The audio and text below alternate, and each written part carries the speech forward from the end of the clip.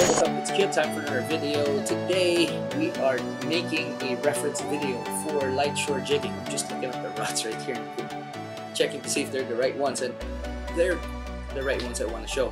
So this reference video is for people that want to get into things, okay? Want to get into light shore jigging. They don't know exactly what to buy, okay? And I'm also making this video so that before you go to the shop, you know exactly what you need to look for.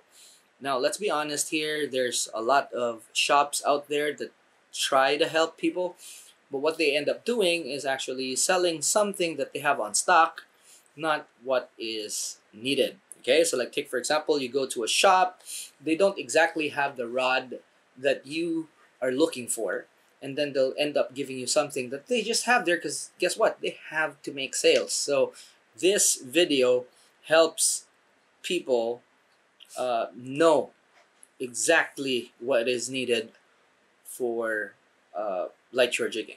Okay. I don't like the fact that people actually get convinced into buying something that isn't really 100% what they're looking for. Okay, so having said that, you also have to realize that there are light shore jigging rods, and there are rods that can do light shore jigging. There's more than one. Okay, now particularly sea bass rods, sea bass fishing rods, they are casting rods. Okay, and what you end up there would be something that's capable of doing light shore jigging, but they're geared more towards the casting part more than the shore jigging.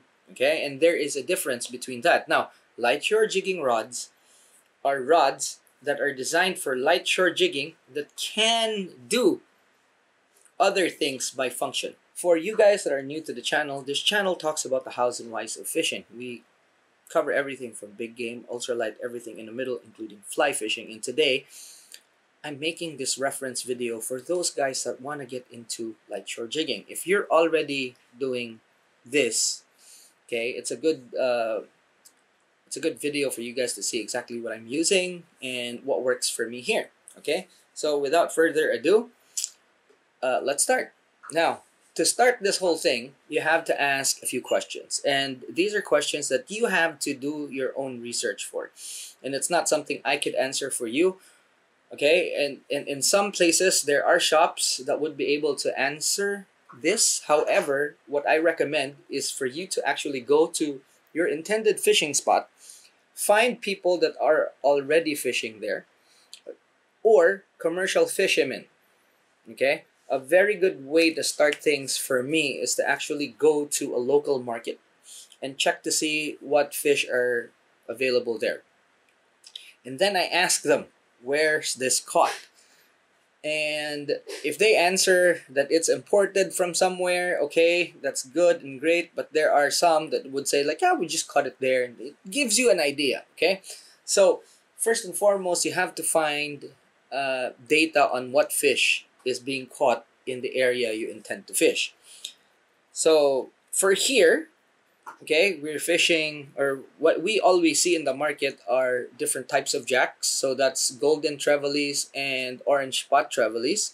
So that kind of becomes part of your target set, okay?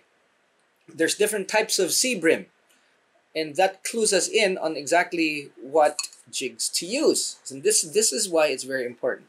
Remember, we're still on the first question, okay? And then there's Spangled Emperor, there's narrow-barred mackerel, and different types of snappers, sweet lips, just to name a few. So once you actually know exactly what fish are being caught, you're also looking at the size, okay? So don't forget the big ones, okay? Forget the big ones. Just look at the common sizes, and then that'll clue you in exactly on the size of the jigs or the size of the bait fish that's also prevalent in the area. That will clue you in on a lot of things, okay? Number one, it is the size of the jig that you have to buy. the size of the line that you're looking for that would most likely give you a very good chance of casting far using these jigs. Okay, it could be something that is like this or something that's small. Okay, so this is 40 grams, this is 12, and there's a big difference there because the two systems that I'm gonna show you actually support these sizes, and that's why it's very important. Okay, second thing that you need to ask yourself is, when you're fishing these places, do you prioritize distance? Because that will dictate the length of your rod. There are rods that are 9'6". It starts at around 8'6", and then all the way up to the longest I've seen is 12. Okay, so for me, it's 9 foot something and 10. Okay, now my old rod was actually 10 feet, so both my heavier casting rod is 10 feet, so, or 3 meters, so 3.3 to be exact. So these questions actually determine the gear that you use. Now, if you're in a place where you require long casts and there are bigger fish, then what's natural, at least for LSJ, okay, light shore jigging, what you need is a rod that would be able to cast heavier lures.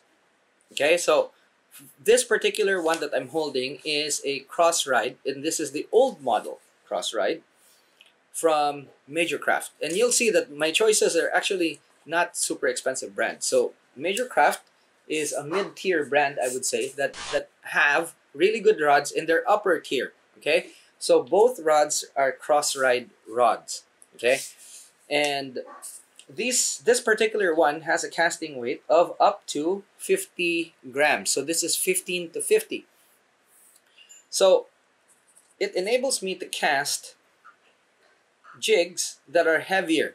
This might be something that's on the wide side and short and stout, as you would say, as opposed to something that's this shape. Okay, so you're looking at jigs of up to 50 grams. I could actually cast 60 with this, and I've tried it, and it's not bad. Now this actually balances out with either a 4,000 or a 5,000 sized reel.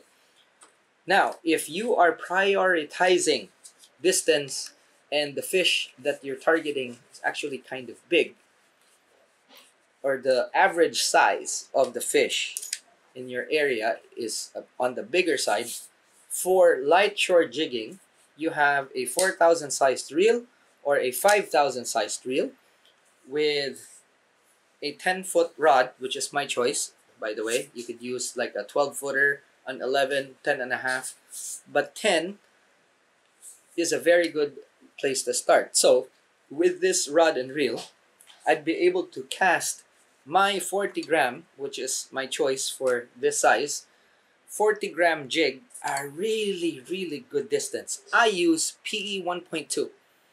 It's not too thick. It is about 15 kg, the capacity of the line, or the breaking strain. And the rod is rated for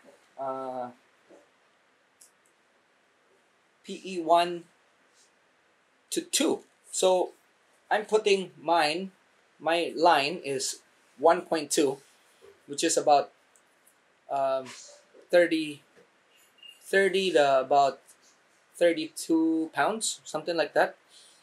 So I'm putting my line somewhere in the middle for this. So kind of like the medium action, so to speak, size, okay, or medium power size rod and reel. And with this, I've actually caught some pretty big fish. Okay, so priority for me on this is 20, 30, and 40 grams. So if I reach 20, 30, 40, this is the rod and reel that I use. And working with this is that it's very light. And again, look at the specs, not the model. Okay, this model has been discontinued. but I'm not upgrading soon because it's really, really good. But look at the specs. Look at the size of the reel. If you're using Daiwa, I'm pretty sure that you can actually look for a Daiwa that's similar to this. This is a twin power 4000, and note this is not the SW or the XD model. It is the FJ. Okay, so twin power, and I chose this because it's light. So with the this is a bit lighter than the XD, and also it has the same power. Now 4000 has good spool size, but when you go up to a 5000, all it is basically the spool size is bigger. Okay, so either a 4000 or a 5000 sized reel. It could be a Stradic or equivalents from other brands. Now it doesn't have to be 1.2.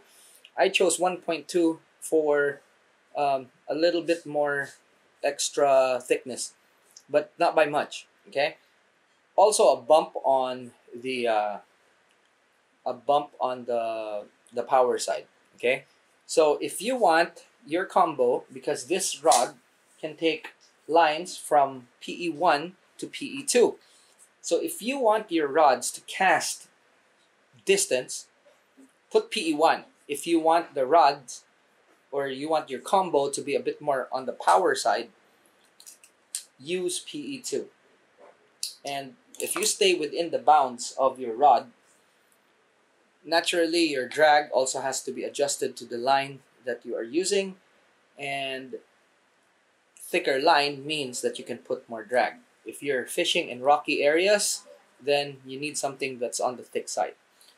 If you notice this is called the reel balancer. And what it is that when you put it on the ground, whether it be sand or rocks, you see that the reel is actually laying on the side right there. So it protects your reels from scratches and bumps, even when you're using it.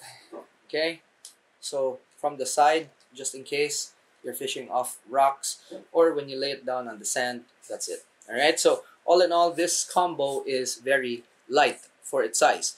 And that is very important because when you are fishing distance, okay, so this whole game has a lot to do with casting distance. You're casting out really far. Reel is light, rod is light, your line, everything is braid. And when you're working, sometimes just because of the wind, the current, they actually affect the sensitivity, overall sensitivity of your rod and reel. And when you're using this, just because it's very light, it's very sensitive. So when the fish picks up the lure, okay, the jig, you can feel it, immediately reel the slack, set the hook, and you're on. Okay, now it is very important to have a handle that is very comfortable for you to hold. So if you want to upgrade your handle or your knob like this, if you want to upgrade it, go ahead and do that. Very good idea to do that. Okay, so I like foam handles. So when I hold this, I could hold it for hours and really reel. Okay, now some people prefer aluminum, up to you. All right, but make it a habit to actually change this. Now what's going to happen actually is that I'm going to take this and switch it over to this one.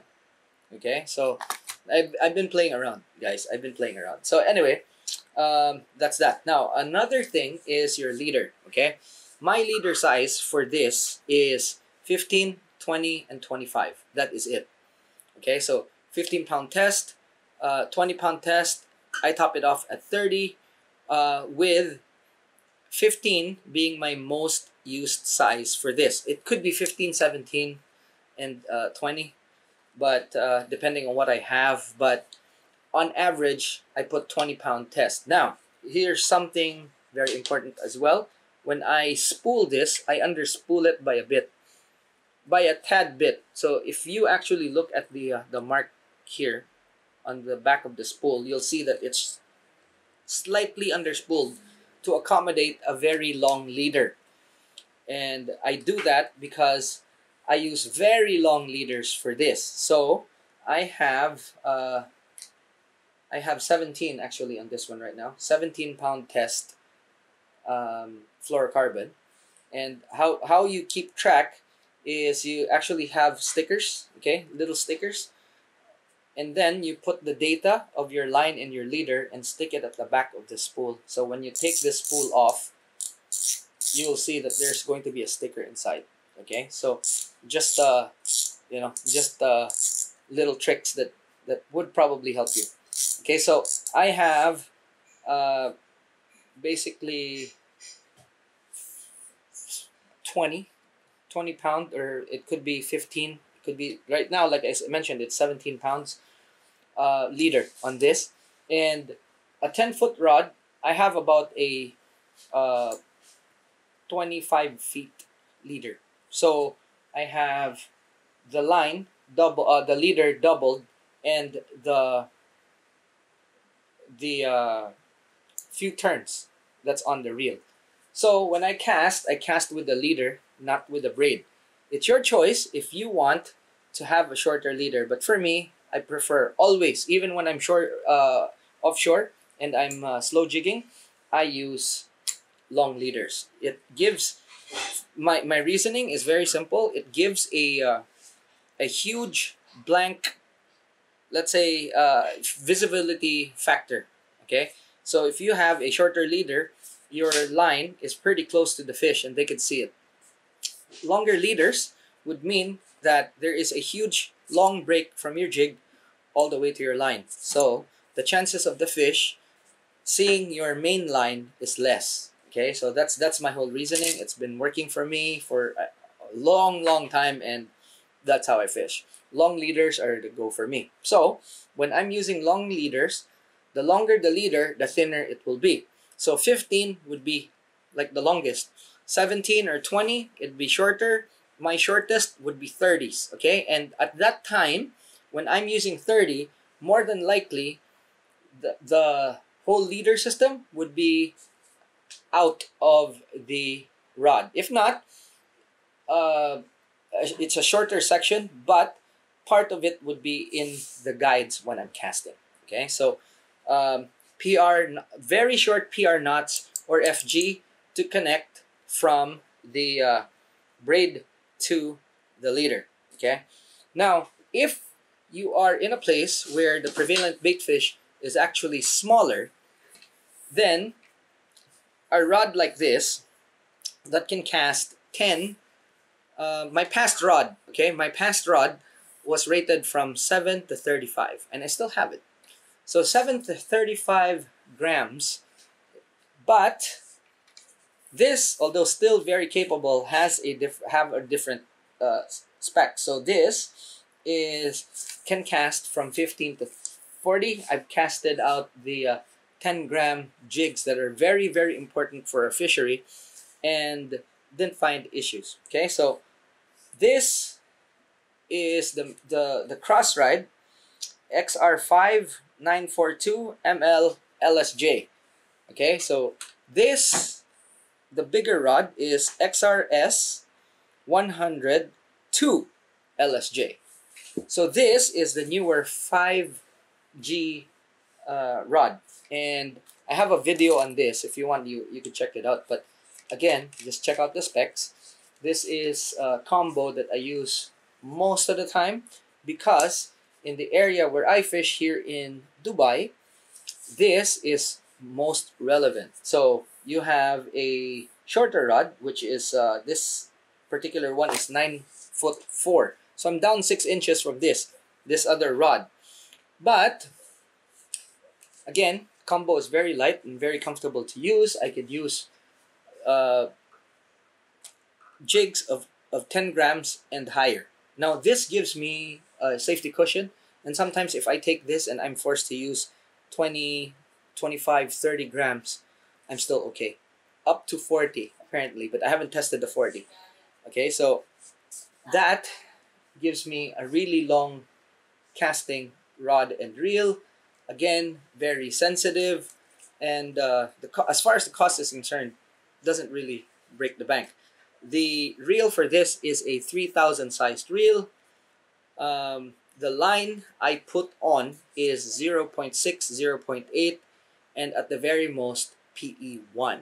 Okay, so my size for this, if you want to cast a really long distance, PE 0.6. Okay, this is what I have on this reel right here.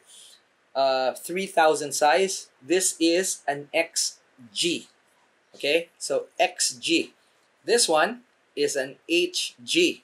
All fast retrieve reels, but this one, as you can tell, has a smaller spool. This one has a bigger spool. That's why I'm sticking with HG on this, and I'm using XG on this. And the only reason why you want really fast reels is that after your cast, you want to reel in as much of the slack out of the cast as possible, so that you come in tight, and then you would be able to work your jig or your lure immediately.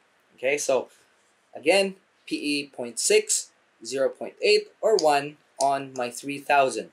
The leader for this is 10, 12, and 15. That is it. If I want a heavy leader, I put on a shorter section of 15 pound on this. My most used leader is 10. Okay? Now, if I want to go and do an in-betweener, it would be a 12. But that's it. So a 10 is preferable for this one. And I think I have a video of me on that other rod that I have that's rated for 7 to 35 grams of jig. I have caught. It was a recent video. It is a cow nose ray, and relatively big. There's also another video where I've caught from start to finish a narrow barred mackerel on not this combo but the past one. Okay, so I've since upgraded, and there's a video for that. Why explaining this now? 10 grams is very important here, so we're doing a lot of 10, and again, I'm showing that on the video. Okay, so jigs. Okay, jigs.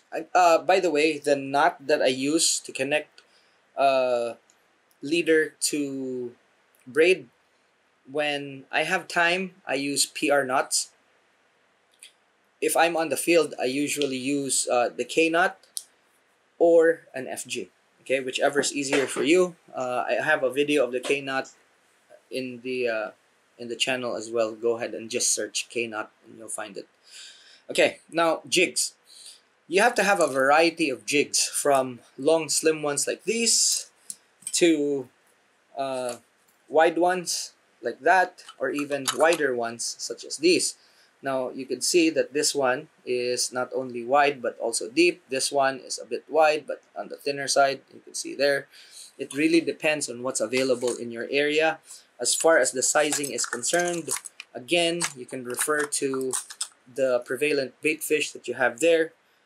You have a 40-gram jig that is super long, and you have a 40-gram jig that is short and stout. Okay, so all of these have their time and place. I'm just picking this up because it's 40, and this is used for the big one and deeper water. Now, in shallower areas, you want a slimmer and thinner jigs. Now, it doesn't matter if you are using slow jigs or fast jigs, and that's the truth. Okay, I'm not here to tell you like, hey, you have to have like a short slow rod. The thing is, it's very critical when you're fishing vertically to have the right rod for working jigs. But when you're fishing shore, you just have to have the right action rod. Meaning, like these rods, the difference between these rods and the rods that are available in the US, that's just general purpose, is that general purpose rods tend to be very soft, and that when they bend, it's kind of parabolic. Okay, so they bend like that. These actually have a stiffer taper to them, and the tip is pretty soft, but they're not too soft. So if you compare how the rod, let's say an ordinary, let's say surf rod in the States, you will find that these surf rods are actually very stiff. Okay, now there are rods that are softer, and then these rods you'll find that they're very parabolic. Okay, so you have rods that are very stiff, and then there's some that are kind of too parabolic. These guys have a stiff body and a softer tip. Okay, now are jigs the only ones that you can cast? Of course not. You can cast in chukus from shore, okay, something like this, but a smaller version, okay, and then you work them.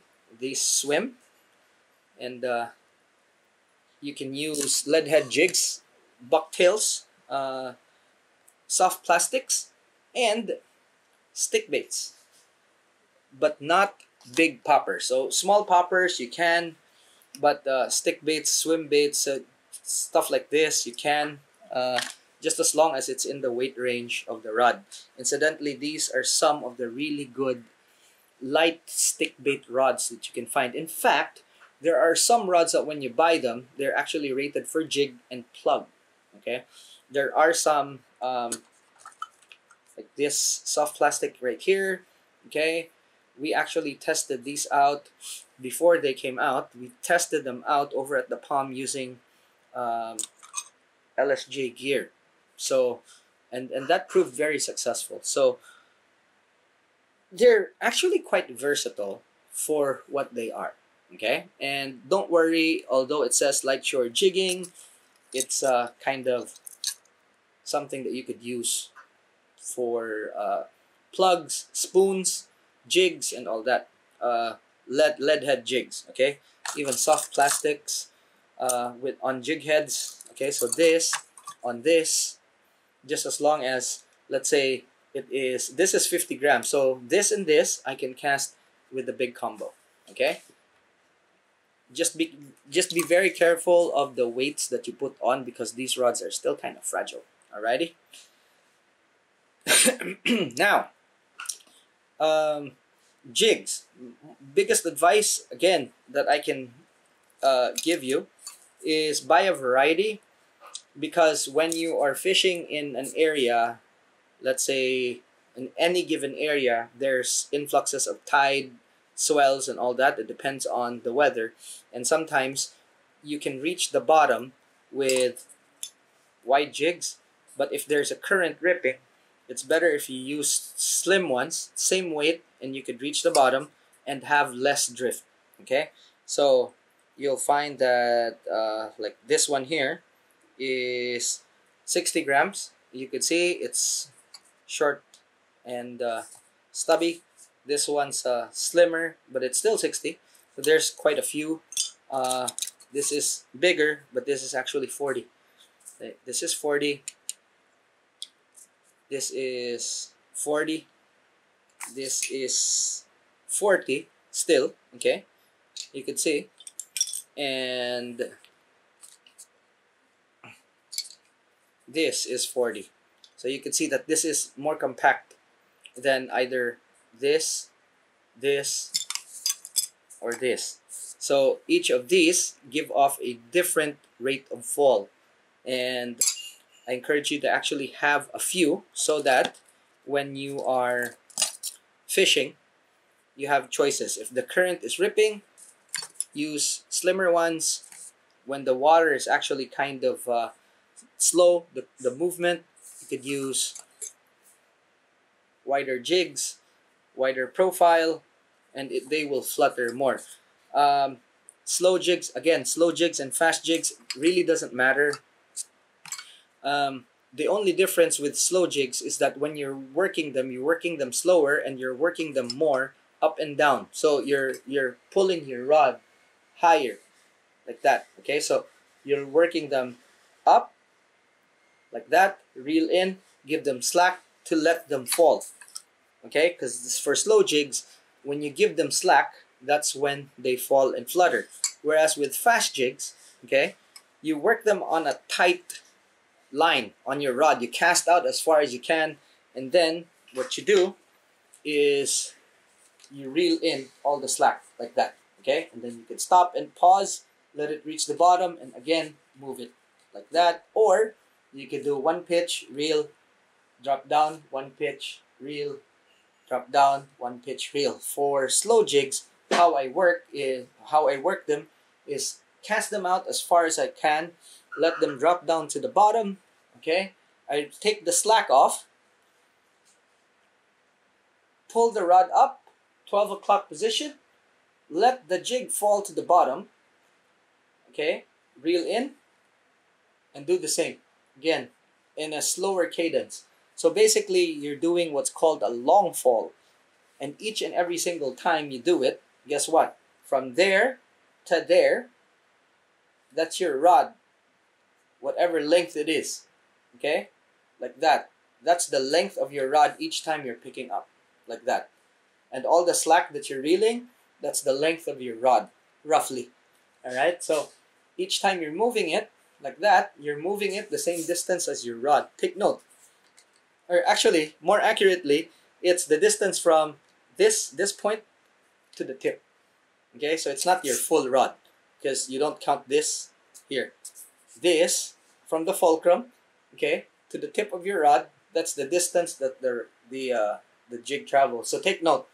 Now, when the fish are active, fast jigs work well.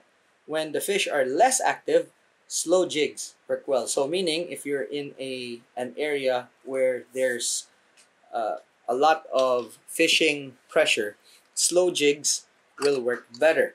But this is where the difference happens. Now, if you have a 10-foot rod and everybody else has an 8-foot rod, you have the capacity to cast more than them.